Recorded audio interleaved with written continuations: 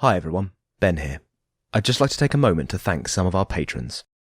Michael Rojo, Heath Carter, Katherine Arthur, Kristóf Angyal, Kay Moore, Kirin Tsang, Sara Spielvogel, Pam Winkler, Chris Lawson, Chris Sims. Thank you all. We really appreciate your support. If you'd like to join them, go to www.patreon.com/rustyquill and take a look at our rewards.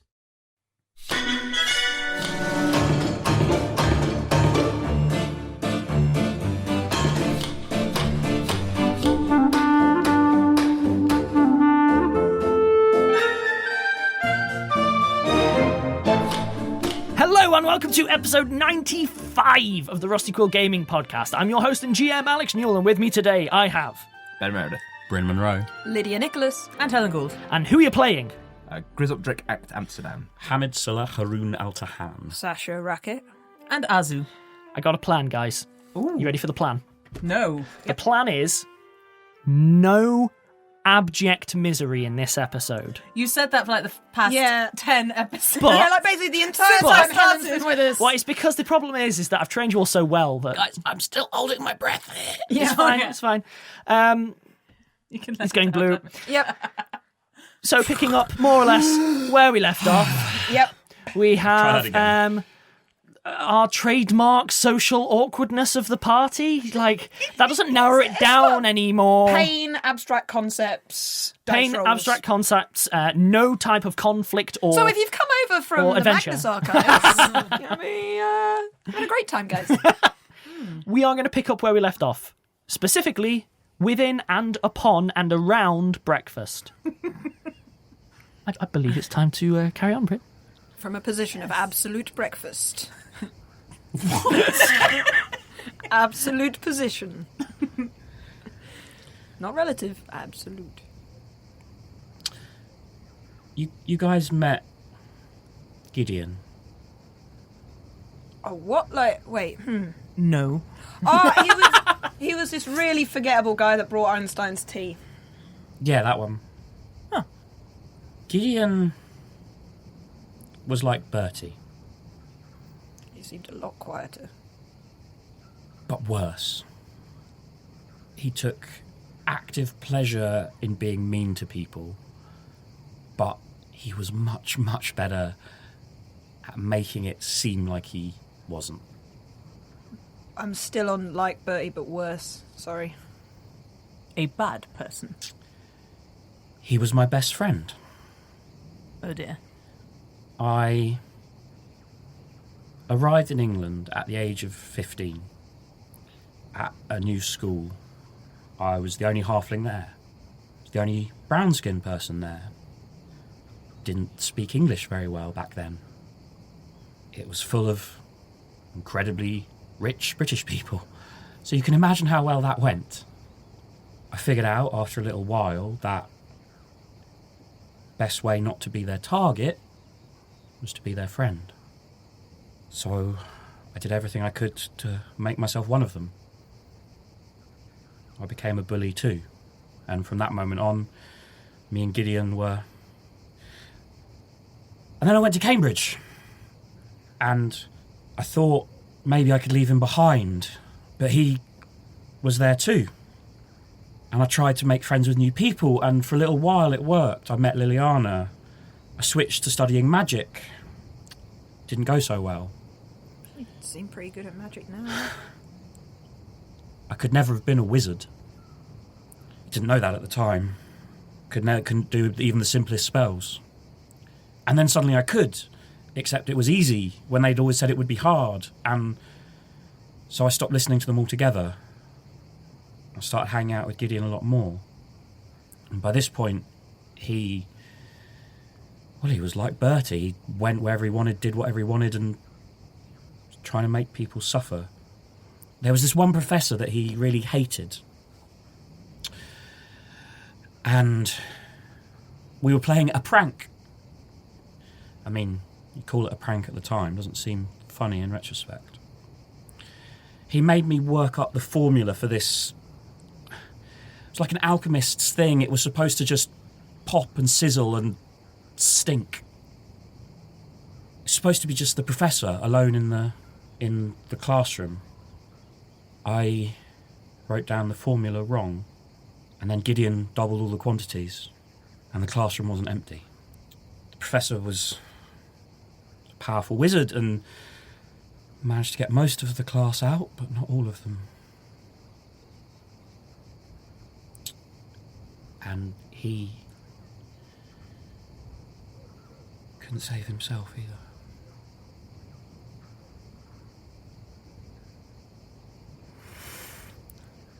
Still see their faces sometimes. I got kicked out. Liliana dumped me. I left Cambridge behind. I hope I'd left Gideon behind forever. Sometimes I worried that with Bertie I was getting back into the bad habits, but I tried to be better. I'm gonna keep trying to be better. And I know how easy it is to think what you're doing is okay when the people around you are telling you that it's okay, and you feel like you don't have a choice, and you feel like just one more thing and maybe you'll escape. And I felt like the same thing happened to Salah, and I thought I could give him the chance I had, and I see that I shouldn't have. And I'm sorry I let you guys down. And if you don't want to work with me anymore, if you don't want to be part of a adventuring group with me, I'll understand. Sounds like you're learning. And wallowing in self-pity isn't going to get you anywhere. How long ago was this? Nearly a year. Oh, wait, so that would be only a short while before... A few months. I got kicked out of Cambridge, moved down to London, wasted a few months, and then decided to try and join an adventuring group. Oh, so nice coincidence that you walked into me getting attacked. Sort of, yeah. Why did you decide to do this? You know, join an adventuring group. It sounds stupid, it sounds childish. I wanted to make up for what I did. I thought that my parents wanted me to become a merchant. I just thought, I'm not improving anyone's life if I become a merchant. That is the best answer you could have given. I haven't really made anyone's life better, have I, Grizzop? Have you Just tried? keep making mistakes, Have don't you tried? Have you genuinely, truly tried? Of course, every single moment. That's all. You've saved the world. So you've improved everyone's... Have I though? Because what we did in Paris, I thought it was necessary, but Zolf disagreed, and clearly the world is not better. And when we got to Prague, was useless. What did I do? I didn't do anything. That sort of self-doubt won't get you anywhere. And the world is still here. The point is you tried. Genuinely tried. That's all you can do. And you hit a few zombies with your lights. Like, that was useful. And you're very rarely sick. Just gonna give Sasha a look. What? He's getting better. Thank you, Sasha. That You actually... didn't see how much he was sick does- early on. He's trying. All right, I guess that's fair enough. I haven't... You're right. It's been a while. It's great. This is look at as if like, what? He didn't used to like fights very Violence much. was a real problem when we first started, Okay. but I've gotten better. But the point is... Sasha grins and nods. Like, yes, I have helped this person become more psychotically violent. Good job. Well mentored. Point is you're trying and you're learning. None of us are perfect. And if you genuinely want to do good, then let's get on with it instead of feeling sad for ourselves. And we're here to help you. Thank you. Your sausages are getting cold. You hear from the corridor outside. I swallow them whole. Halt! Like a duck. Somehow that has become less hot. Oh yeah. You hear from the corridor outside. All better then, are we? Feeling great? Is that wild? Lots of team. Yeah, it's wild. Team. How long have you been there? He steps out and adopts the most dramatic pose possible. Long enough, Hamid. long enough. Azu is impressed. I pause as I consider casting Fireball really, really hard. Important thing, though, everyone's getting along nicely. Hello, new friend. Hello, Oscar, Azu, Oscar. you're something. As the pink glow bathes his face. I am an orc paladin. Says so on my character. What kind of a thing are you? I am no shouting.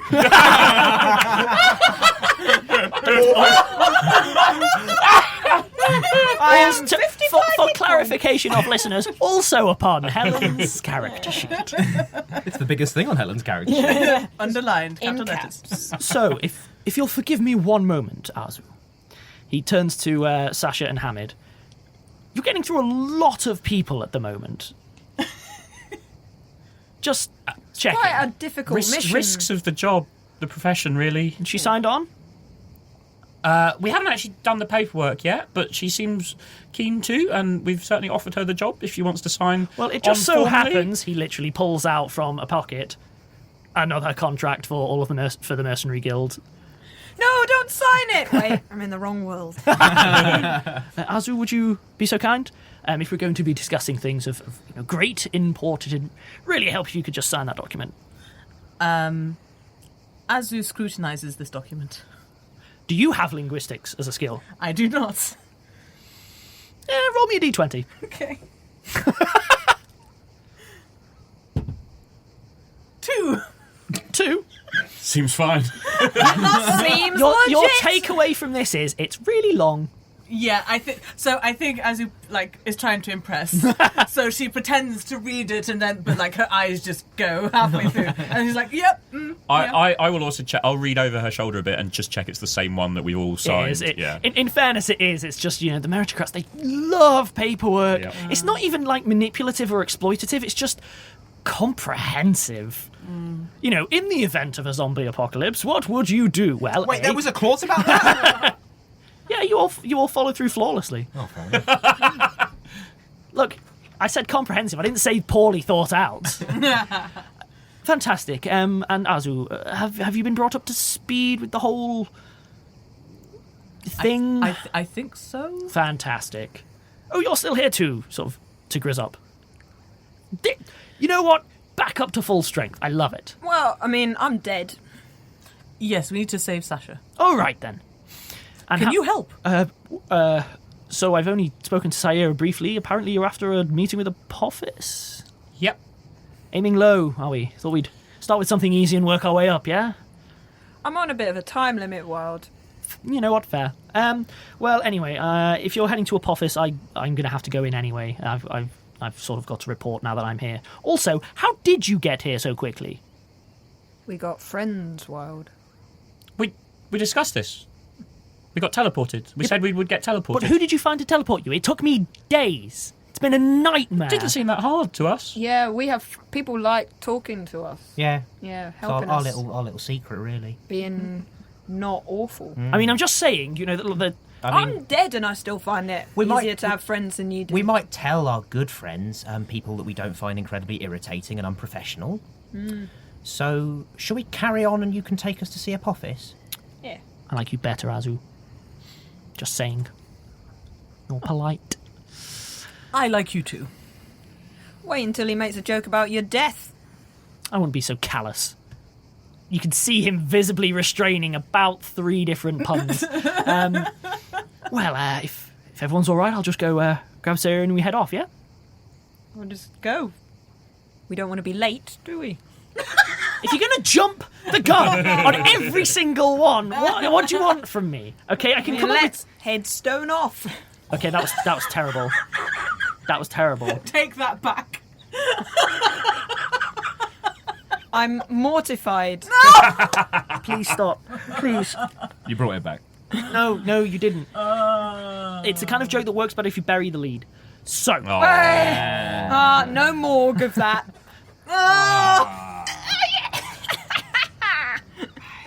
How many saves are you making per morning? How many more do you want? Wait, give me a second. So if you're saving against death, is it a literal will save? No, alright, fine. I tried. Wild heads grab Sara, and she comes back, and you are all in the breakfast room.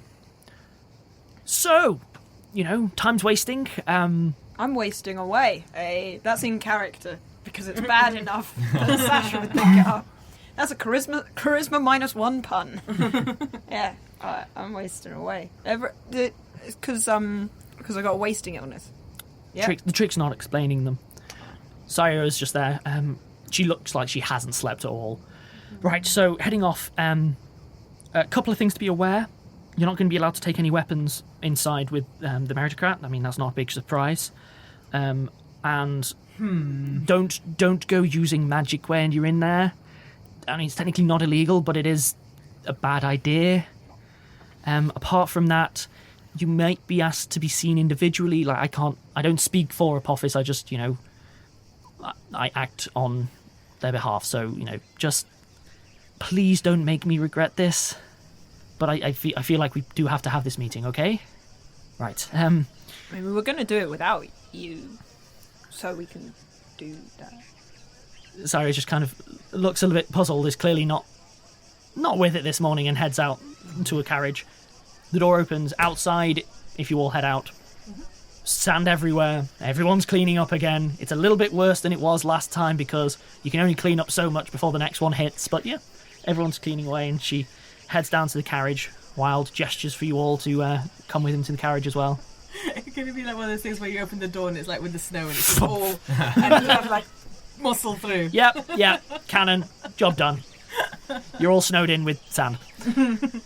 Does anyone have an issue with me jumping ahead to... I think that would be a very good idea. Okay, so the carriage heads off, and rather than heading into the heading into the city, heads in the opposite direction, heads further out, and starts heading out towards, Hamid, I should say, and Azu maybe. Do you have knowledge geography?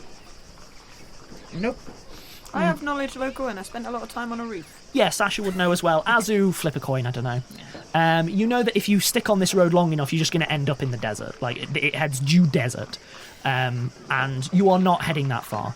You keep going for a while. You do leave the city behind. It takes about an hour and a half or so, maybe 2 if it's going slow because of the sand. And you head out till eventually you see there's something sort of shining in the distance. It is a golden shine. And it's getting a bit more duney. It's not full desert or anything like that. But you have left the river far behind. Full desert. Never go full desert. Let's put it this way: you've left the river far behind, and it's increasingly arid and increasingly open in an unsettling way, Sasha. But at the very, very distance, there is this sort of gleam, and you head over a couple of rises and so on, and then you see this massive, enormous, sprawling shape, which, I mean, it's a pyramid insofar as that's the basic shape, but it doesn't look like it's based on anything Egyptian or anything like that. It's just massive. A absolutely massive structure, which is so large that it's probably that shape just so it doesn't fall down unless there's magic going on. It's huge. It makes like the Great Pyramid of Giza look tiny by comparison. It's massive, and it is magically reinforced. In terms of decoration and so on, it isn't gilded. Like, the shine comes from the very, very top, where there appears to be, like, in the heat haze, it's hard to tell, some kind of, like, artwork upon the top, which is golden. But mostly it is covered in draconic designs and basically stone renditions of a massive dragon, which are sort of draped upon this vaguely pyramid shape. But again, tetrahedroid. Yes, but it is not. Again, it's not gilded. There's not cornicing. It's not Gothic. It is just massive. That's the takeaway. And as you head towards it, it's mostly empty. Insofar as, like, you don't approach and have loads of people in the surrounding area or anything like that. It's quite isolated. And you draw up to...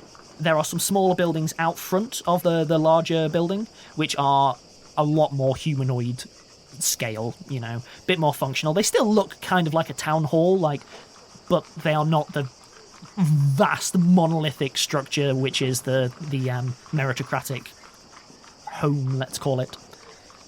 What's the proper form of address for a meritocrat if we actually ushered into their presence? Well, technically there are a lot of rules and so on. Apophis doesn't really go for that kind of thing. Just be respectful, sir, is fine. Bowing your head, etc. But in terms of, your Grand Majesty, Apophis doesn't really go for that kind of thing. In fact, he finds it quite annoying. Okay. So, heading up, let's put it this way. The meritocrats have always gone in for security. They've been big fans of, fences and paperwork and proper procedure. This doesn't really have much of that. It's mostly standalone. There are some people, again, towards the left-hand side, the sort of town hall-y style building, which are effectively entering into the building and coming out and then filing paperwork. There are some carriages, a couple of riders will come and go and so on. But it doesn't have that mark of officiousness you would necessarily expect. It's far more self-contained. You head up and then the carriage stops and Sara steps out with Wild and they gesture for you to follow. And unless anyone has anything that they want to do, they will just head straight to the front doors. Good. Not even shiny enough to appraise. Heading in, you head in through the main entrance, which is... I forget what the word is. What is it when you have your massive, massive door and then you have a smaller door built into the side? Sally Port or something? Tiny inside door. I'm going to say Sally Port, even though I think it's wrong. I can't remember what it is. But yeah, they have these huge gilded doors, etc., which are, it looks actually, Sasha, to your passive appraisal, quite similar to the Tahan doors, but larger, maybe less in the way of gems, more in the ways of metals, and it's obviously all draconic based. Mm-hmm. But yeah, there's this smaller door that you head in, and you head into this huge hall. And the first thing is there's a lot of wasted space. It is a large pillared hall which stretches off in all directions, and there are a lot more people in here. Think of it almost as a medieval court insofar as everyone's standing and sort of talking to one another. One group will move into the other and so on. And upon the walls at the far right, far left and so on is large mosaics which are basically depicting images of Apophis again. They're magicked insofar as the mosaic moves and so on. But it's, like a Harry Potter picture. Yeah, but it is strictly aesthetic. Even without any training, you can see it's not got any huge thing. It's not got a huge glow to it or anything. It's just doing its thing. Everyone sort of notices you enter and then carries on in hushed tones. Wild is striding up like he owns the place, sort of giving two-finger salutes at people. Most of them seem to not like him at a glance. Sara is, someone will run up to Sara, have a hushed conversation, she'll have a quick word and then carry on. And basically you are all shown straight through to the far end is another set of double doors. You open them, head in, and you find yourself in a much smaller, humanoid-style room insofar as no dragon's going to be fitting in here. It has a set of cushioned couches on the corners, and again, it is lit magically. There's no torches and so on. And Sara stops here and turns to you all. So beyond this point, we're entering the sort of realm of Apophis, we call it. It's his rules beyond this door. He's kind, he's magnanimous, don't worry about that, but just really don't make a scene. And I'm not asking this from a place of trying to hide anything or anything like that, but it is Apophis, so no scenes. Gotcha. So let's just try and do this as best we can, okay? Mm-hmm. Very well. I don't foresee any problems. She opens the door, and we'll take a break there and be back in a couple of minutes. And welcome back. So, you head in, and immediately the first thing that's apparent is scale. The hall that you came in, the main hall, was big. This is phenomenally massive, and it's very obvious that this one is built for the holding of a potentially colossal dragon, not the entrance hall, which was meant to be grand, this is just... It's a weird one to describe because it's not a thing that you see often in like the real world, because that much empty space is kind of a waste normally. People put stuff in it. The Excel Centre. Yeah. Like honestly, like arenas are sort of the best way of describing it. And right up at this end, sort of cutched in almost to the entrance, is basically a person behind a desk, and it's a small, normal, human-sized desk. The airport scanner. Basically, yes, you do see to your left there are a bunch of racks for the holding of weapons, and the other side is racks for the holding of armour and so on. And there are some like freestanding racks which hold basically ceremonial gowns that people can wear. Sara, without mentioning, sort of gives a nod to the person behind the desk and takes off her overcoat type thing and, you know, dons one of the gowns. She gestures for the rest of you. You don't have to. I mean, it's a sign of respect, but this is as far as we go with, you know, weapons, armor, etc. I can't stress enough how weird it is, though. This person's behind this desk, basically ignoring the enormous, vast cavern that disappears into the dim and distance behind. And he seems to be quite elderly, wearing this sort of ornate purple robe, and he's just there sort of nodding meekly, yeah. I take off my crossbow, put it on the rack. I take off my bag of holding, hang that on the rack. But, yeah, I mean, that's all I need to do. I'll put on a robe, but I'll kind of do it slightly hesitantly to make sure it's okay. Sure. It magically resizes itself to fit you, and is, if I am correct... It's white, but it has a sort of brassy inlay, shocker, and it also has patterns sort of depicting agriculture, trees, farmland, that kind of thing. It's very much a sort of, look what this person's responsible for, you know. It's just very clearly iconographical. Whoa. But yeah, the person behind the desk is sort of gesturing for the rest of you. It's quite all right if you leave your things here. I should be quite able to protect them. Yeah, take weapons off, hang them on the rack. My thanks, and my regards to Artemis and so on. It's been a while since I've run into your sect. After seeing Grizzop do it, then Azu will do it as well. So that leaves her just in like her priestess robes. Oh, I haven't taken my armour off. Again, I just put my weapons. Yeah, the person behind the desk is going. That's fine, we understand. All we ask is that if you cannot approach too close whilst wearing the armour, that merely as a sign of courtesy. Okay. Armour on then. My thanks. My thanks.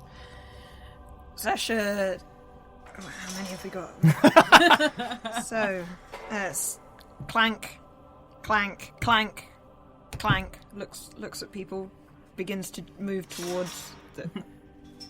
Hamid gives the slightest cough. Clank, clank, clank. As clank from the back. Clank, clank. Then looks very hesitant, clanking her favourite ice dagger down. Looks at Hamid like he's ruined her Sunday walk in the park. Clank.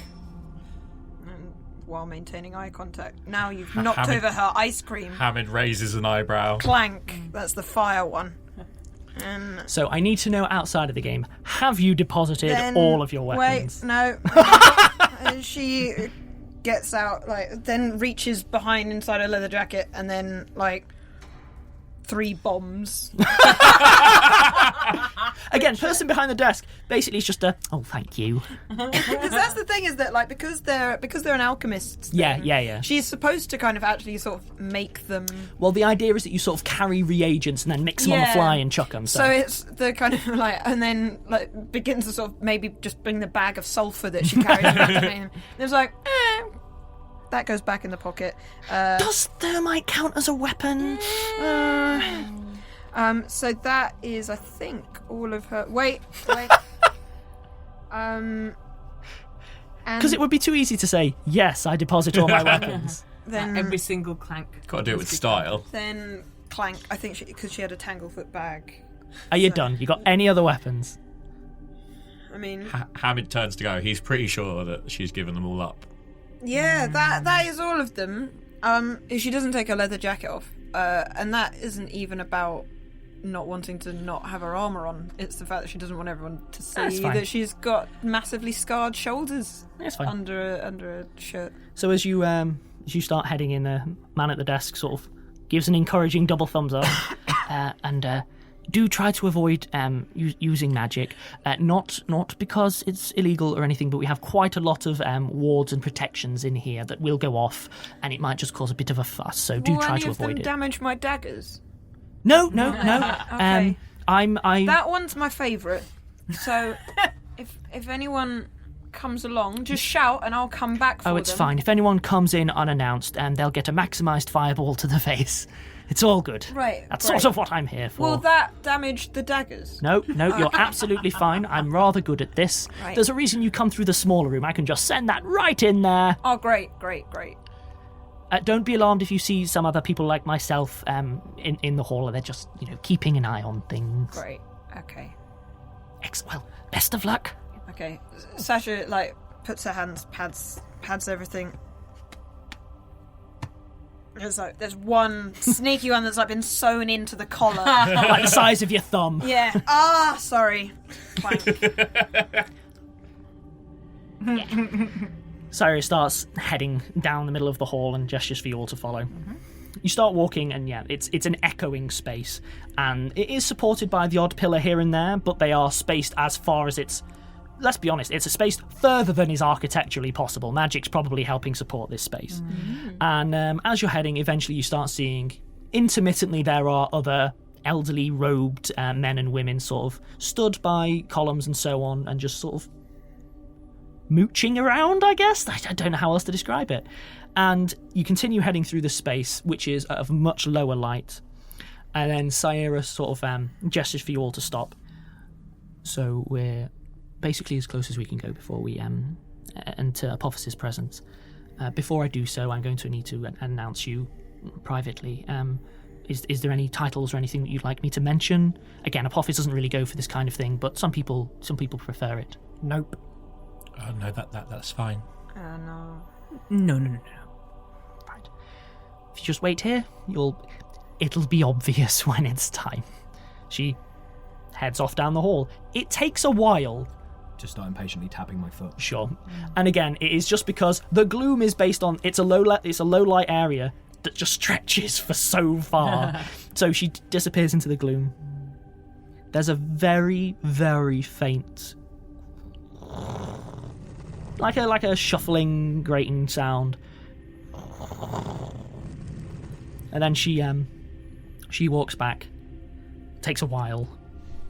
Comes back out of the gloom. Right. You all braced yourself then? Yep. Here we go. Ready. You don't hear the sort of boom of foot. It's very much more like, if you ever heard a snake when it's going over sand, that kind of grating sound, that sliding sound. And then coming out of the gloom, you start seeing this enormous and, colossal is the right size category, dragon. Congratulations, we made it to dragons. Yay! What kind of dragon?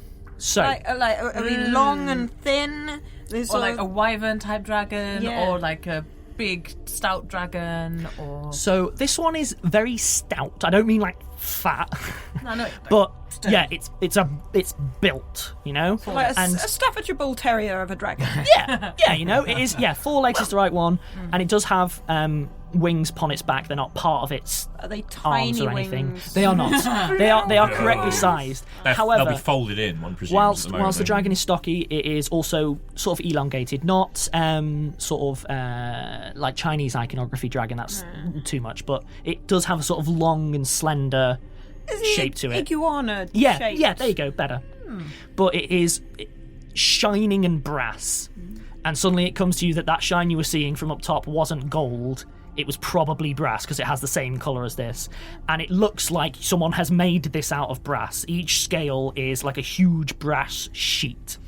And it's sort of slinking its way up. It sort of has it bobs Alex its is head. doing some amazing movements. It bobs its now, guys. head. I wish you could see this. Practically a dragon. It does not move, as a simple human would be. You've made that very clear. It's all through your about constant movement, though. So Yeah. even if the head is Good still, interpretation, Helen. the rest of the body's moving. The tail, we should you all- can't even see. You get a tiny little glimpse of the back, but it approaches, Bringing sexy and the eyes are back. narrowed to slits, Ooh. and are even narrowed to slits, bright orange, emitting light, bright orange.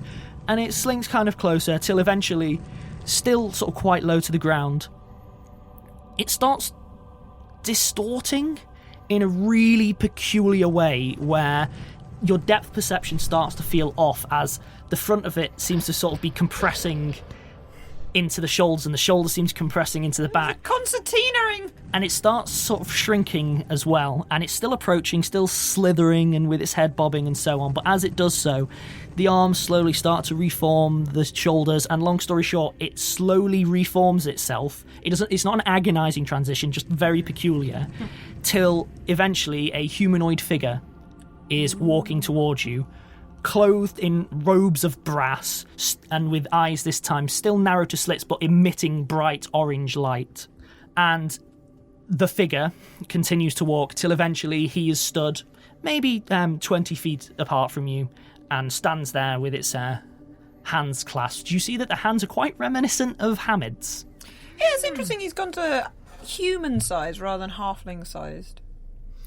And the figure is there with its slightly dragony hands, and the resemblance to the way Hamid is going is actually quite stark once it's kind of apparent. And the figure stands, looks up and opens its eyes, and they are a deep, bright orange, to the point where they are quite difficult to look straight at, because it's like looking at a light. And then he speaks, and his voice has not shrunk with his size. Ooh. So coming from this humanoid figure is a voice that, even speaking quietly, echoes out across the space. Greetings to all of you. I thank you for your presence. Again, this is a deep, bassy rumble that rolls out through the space. Just do a thumbs up.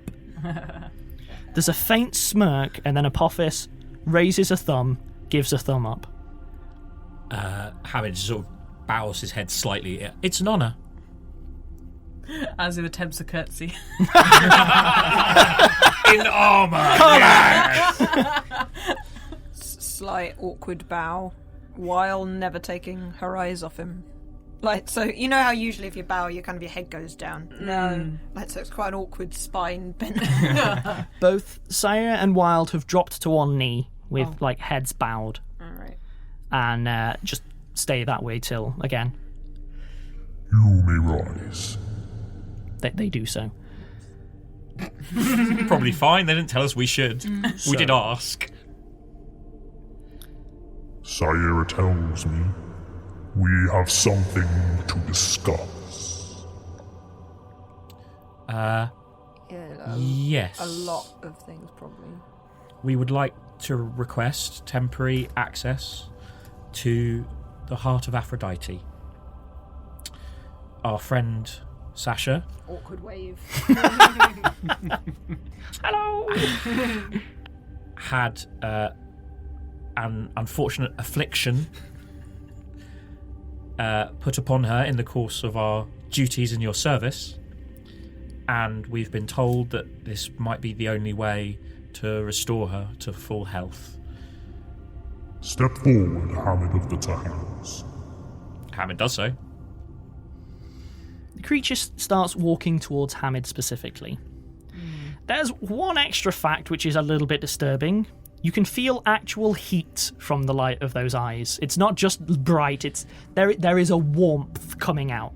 Hamid doesn't seem to doesn't seem to be bothered by it. Actually, weirdly. Again, Apophis sort of looks and tilts the head, tilts back. You wear your heritage well, Hamid of the Tahans. Oh my. Hamid looks genuinely shocked, but also quite pleased. Yeah. Thank you. Compliment from a dragon. Thanks, Dad. Yeah. It's been many years since I've seen anyone with quite the appearance that you seem to be taking to so well? Yes, it would appear that my heritage is expressed more strongly than anyone in many generations, at least that I'm aware of. And the rest of your family? Do they share this? I've not heard of it if so. No, I seem to be the only one. Funny how these things work. Yes. Put it about, lads! I've only very recently become aware of exactly the situation. May I show you something? Certainly. So I'm going to take the robe off and turn round. Mm-hmm. Ah, yes. I am, of course, keeping it covered up. I thank you for your discretion. And to the rest of you, I would ask only similar discretion. So, Sasha, I believe it was. I'll turn back round and put the robe back on. Please step forward. Hamid, I thank you for your time. Step back into line with everyone else and try and give Sasha an encouraging nod. Sasha seems to appear to sneak forward. In the huge empty room. Roll the stealth check. It'd be amazing if we all just lose you for a second. You know what? I'll allow that. Well, that is 16 plus 18. So the way that you 34. pull this one is very simple. 34. There's nowhere that you can hide behind, but you know that if you can angle it right, everyone's going to be looking into these bright eyes, and they're basically going to lose you in the glare. She just looks incredibly unnoticeable. We just take her eyes off Sasha for a second, and suddenly she's standing 3 feet further forward. Yeah. Folds into the shadow. Yeah, like in a horror film. You would ask for the Heart of Aphrodite. Well, I mean, I'm told that that's, I mean, you know, if I have to die, I have to die. What do you know of the reasons for us withholding this item? Nothing really. Look, they said, right, Sorry, I'll just nudge Azu in the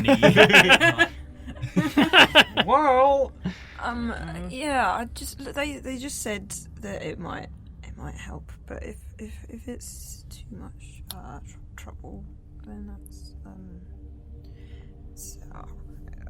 Wild stand. Wild steps forward. Tell you what, doesn't seem quite so sarcastic or up himself right now. The model of demure obedience. the modern age. I find myself torn. Our reasons for withholding such items are considered and correct. Yet I hear from your representative, Again, gesturing to Wild. that you have proven yourself beyond irreplaceable. What, he actually used those words? Give me a sense motive. I mean, I will, but I've deliberately not put anything into. That's all good. Okay, 12 plus 7. Unfortunately, that's 10 plus. So that's 19. The rest of the group can't see, but you can because you are stood beside him. Wild winces. I believe your words were a singular talent. He winces yet more. Well, you could mean anything by that. Right? Yeah, right, okay. Hamid thinks about speaking again from his place, but reconsiders. Good, I guess. Yeah. He surrounds herself with honourable and talented individuals who have been serving the meritocrats almost perfectly, from what I hear. Almost. I don't know what I could have done better, really. I killed a lot of bad people. Probably some good ones. I do think, as I see Sasha starting to stammer a bit, I will speak up. I have to say, sir, that nothing that we have accomplished would have happened without Sasha. That she's done more than any other person in terms of the accomplishments we've made over the last few months. When times when I've fallen or started to give up, she's the one who's been able to carry on, and none of it would have happened without her. Well, just because I have more daggers. That's the trick. You just need lots of them. Paladins, would you step forward for me? Yep, step forward. Yes. I would ask your counsel.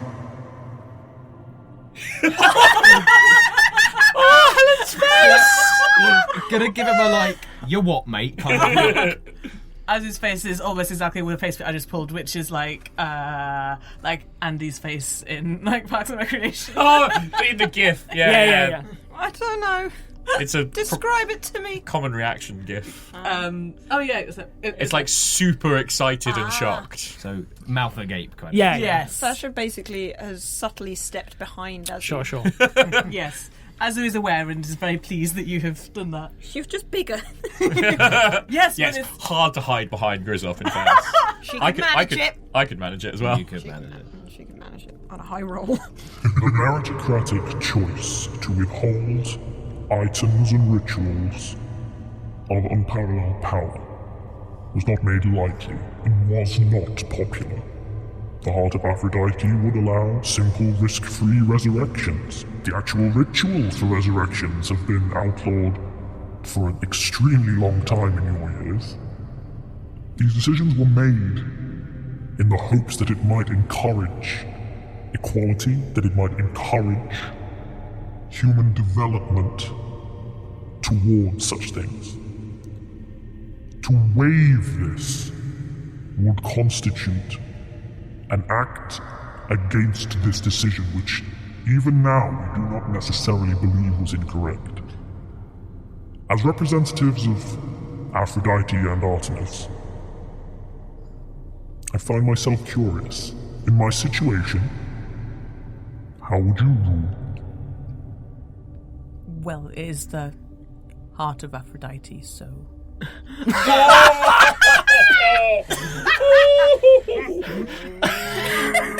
I mean, it's fair. It's fair. It's not the heart of Apophis. Yeah. That'd be terrible. You could just pray and get that answered. It's a healing item, so we would share it, as that is our creed. And what would you do when 100 turn up and you may resurrect 2? Then 400 turn up and you may resurrect 2. And so on and so on. It is easy for people to presume that as a meritocrat I consider myself beyond the realm of mundanity, and that is not the case. But I have yet to receive a counsel from anyone who could justify this act and make it work. I am more than willing to do so when that counsel is provided. Well, not really the kind of person to deal with something like this, more of a doer, but, well, This is why I ask your counsel. she ain't dead. A fair point. So, you know, Peek out from behind Azu. but she's gonna die. And you can stop it. We're supposed to help people. So, you know, the decision seems clear to me. But as I said, I'm not, you know, whatever. Don't imply. Speak plainly, and I will not judge you for doing so. Yes, I would immediately. And when people find out about it? It's not my problem. As I said, I'm a doer, not a, you know. We're good at not talking. You ask if given the choice I would, and yes, I would. So there you go. That's my honest answer. Wild pipes up at this point. Sara again has been just respectfully stood aside. This isn't really her conversation right now, but Wild does pipe up. I mean, I'm just throwing it out there, but we could actually just... doesn't actually have to leave this room. I mean, it doesn't really become a problem unless anyone finds out. Apophis doesn't look particularly happy at this. If I may, I do think this is an exceptional circumstance. As Grizzop said, it's the fact that Sasha is not actually dead yet means that it is a different situation. If we understand that the meritocrats made the laws about the natural cycle of life and death to protect humans from the evils of Rome, and that still seems a sensible decision, but Sasha's situation is very different, is the first reason it is an exceptional circumstances, and the second is that it was specifically incurred in a situation in service to the meritocrats, in again what I hope is a situation never to be repeated. So I think that there are at least 2 reasons for this to be a exception to the normal rules. Grub's eyebrows suddenly raised like he's read something and goes, Oh, actually, a question for you, sir. An amused raised eyebrow.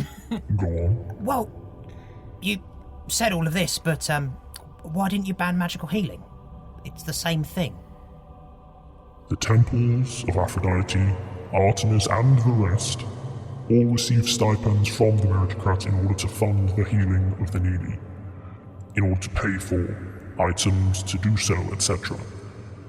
The fact is that the healing magics which are proliferating throughout human lands are so widespread as to be almost unexploitable. The wealthy have not been receiving extra, as it were. However, when it came to resurrection, the fact is that it's a narrow margin of people who are able to do so. It takes a large amount of resources, and it takes a large amount of preparation, which unfortunately meant it was easier to be exploited. If we could ensure resurrection was universal for all, we would consider it. But this isn't resurrection, this is prevention, and... I mean, also, have you been working towards bringing resurrection to everybody, or have you just sat on it? Because you haven't destroyed it, and you could have, so you've kept it around for a reason. It is my hope that one day this will be achieved. It is not my place to develop these things for humanity, merely to ensure their correct enforcement and their correct application. Should humanity develop the means for this, I would not stand in its way. Then again, I do not speak for all of the meritocrats. I think, sir, we would certainly argue that this situation is an extension of the healing arts rather than an open doorway to the rituals of resurrection. Apophis sort of gives a smile. I regularly find myself stifled by the good intentions of those who have forgotten those that they serve. And the people that they serve is not myself, but the people themselves. Sasha's eyes slowly You give wise counsel, and it's much appreciated. You may do so. We will allow this precedent to be set on the understanding that yes, you are actually neither alive nor dead. This would not be breaking any kind of taboo that we know of. As it stands, please feel free. I thank you for your time. So thank you very, very much. Thank you. Yeah, Apophis turns and starts walking away and slowly starts expanding again and lengthening, and the perspective starts warping and so on. And then he stops, turns around, and moves back. And because he's that large, it only takes him moments to suddenly come right back. And the face is right up close to you, and it is phenomenally huge. Just massive. It is all teeth and nostrils and massive burning eyes. Albeit Any with of us would very much be a single bite. Albeit with a benevolent smile to it. Can't help but whisper a prayer to our Osho at that point. I also would ask that, Hamid, kin of my kin, Yes? I do not necessarily believe the world is in the best situation to engage with the nature of your heritage. I don't believe it is a secret that it can be kept, but perhaps it is one that might be delayed. Something to consider. Of course. The head pulls away, Hamid bows again. turns around, and that... Great space work, Alex. Thanks. Good wiggling. He's doing all the feet. And he heads back out Yep. into Elbows the gloom. for wings. And we'll end the episode there. I turn to the others and go, well, that was pretty cool, guys. Oh my gosh. I try and build you these great scape. Nothing. Yeah. Fine. We're going to go now. And when we come back, everyone's going to have a proper appreciation for drama and scale. It's very appreciative. Bye.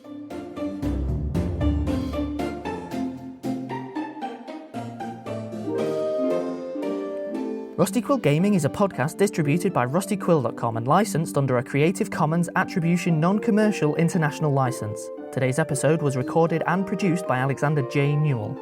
To comment on episodes, make donations, and view links, images, videos, and show notes, visit rustyquill.com. Rate and review us on iTunes. Visit us on Facebook. Tweet us on Twitter at @TheRustyQuill, or email us at mail@rustyquill.com. Thanks for listening.